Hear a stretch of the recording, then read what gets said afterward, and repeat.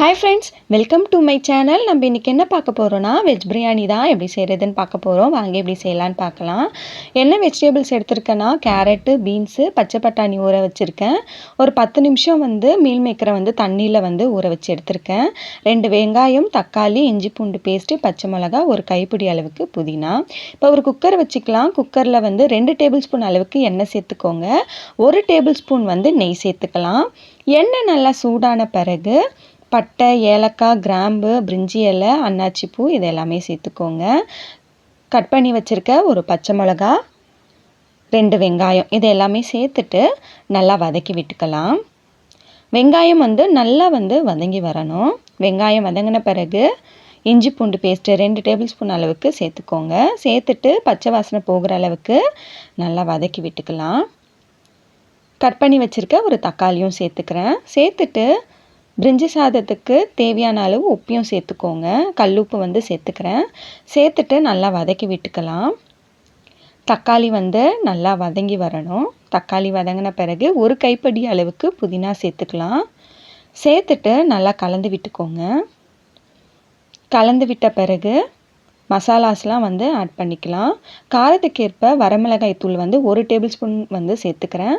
1 table spoon garam masala powder, கொஞ்சமாக மஞ்சத்தூள் எல்லாமே சேர்த்துட்டு ஒரு 2 நிமிஷம் நல்லா வதக்கி விட்டுக்கோங்க. அதோட பச்சை வாசனைலாம் நல்லா போகட்டும். 2 டேபிள் ஸ்பூன் அளவுக்கு கெட்டி தயிர் எடுத்து வச்சுருக்கேன். ஸோ அதையும் சேர்த்துக்கலாம். புளிப்பில்லாத கெட்டி தயிர் சேர்த்துக்கோங்க. சேர்த்துட்டு நல்லா கலந்து விட்டுக்கலாம். இந்த அளவுக்கு நல்லா கலந்து விட்ட பிறகு வெஜிடபிள்ஸ் எல்லாமே சேர்த்துக்கலாம். நான் என்னென்ன சேர்க்குறேன்னா கேரட்டு, பீன்ஸு, பச்சை பட்டாணி, மீல் மேக்கர்லாம் சேர்க்குறேன். உங்களுக்கு என்ன வெஜிடபிள்ஸ் வேணுமோ அது எல்லாமே சேர்த்துக்கோங்க. இப்போ மீல் மேக்கரை தண்ணியை நல்லா புழிஞ்சிட்டு சேர்த்துக்கோங்க. சேர்த்துட்டு நல்லா கலந்து விட்டுக்கலாம். கலந்து விட்ட பிறகு தேவையான அளவு தண்ணி சேர்த்துக்கலாம். இப்போ 1 கப் அளவுக்கு அரிசி எடுத்திருக்கேன். அதுக்கு 2 கப் அளவுக்கு தண்ணி சேர்த்துக்கிறேன். நீங்கள் எத்தனை கப் அளவுக்கு அரிசி எடுத்துக்கிறீங்களோ அதுக்கு தகுந்த மாதிரி தண்ணி சேர்த்துக்கோங்க. சேர்த்துட்டு நல்லா கலந்து விட்டுக்கலாம். இது நல்லா கொதி வரட்டும். கொதி வந்த பிறகு அரிசி சேர்த்துக்கலாம். நல்லா கொதி வந்த பிறகு நான் சாப்பாடு அரிசி தான் எடுத்திருக்கேன். பாஸ்மதி அரிசி எடுக்கலை. நார்மலாக நம்ம வீட்டில் வடிக்கிற சாப்பாடு அரிசி அதை கழுவி நல்லா சேர்த்துக்கலாம்.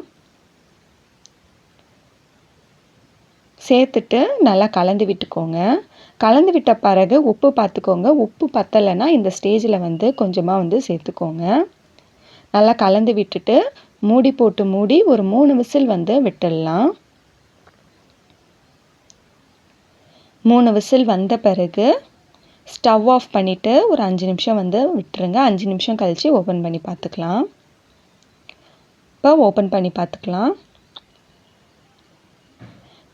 சுவையான வெஜ் பிரியாணி ரெடி ஆயிடுச்சு. அரிசி உடையாத அளவுக்கு நல்லா சாதத்தை இந்த அளவுக்கு கிளறி விடுங்க. பாருங்கள் நல்லா உதிரி உதிரியாக சூப்பராக வெஜ் பிரியாணி ரெடி ஆயிடுச்சு. இது கூட வெங்காய பச்சடி வச்சு சர்வ் பண்ணுங்கள். இதே மாதிரி நீங்களும் ட்ரை பண்ணி பாருங்கள். ட்ரை பண்ணி பார்த்துட்டு எப்படி இருக்குன்னு சொல்லுங்கள். வீடியோ பிடிச்சிருந்தா மறக்காமல் லைக் பண்ணுங்கள். நம்ம சேனலை சப்ஸ்கிரைப் பண்ணாதவங்க சப்ஸ்கிரைப் பண்ணிவிடுங்க. இன்னொரு வீடியோவில் பார்க்கலாம். தேங்க்ஸ் ஃபார் வாட்சிங்.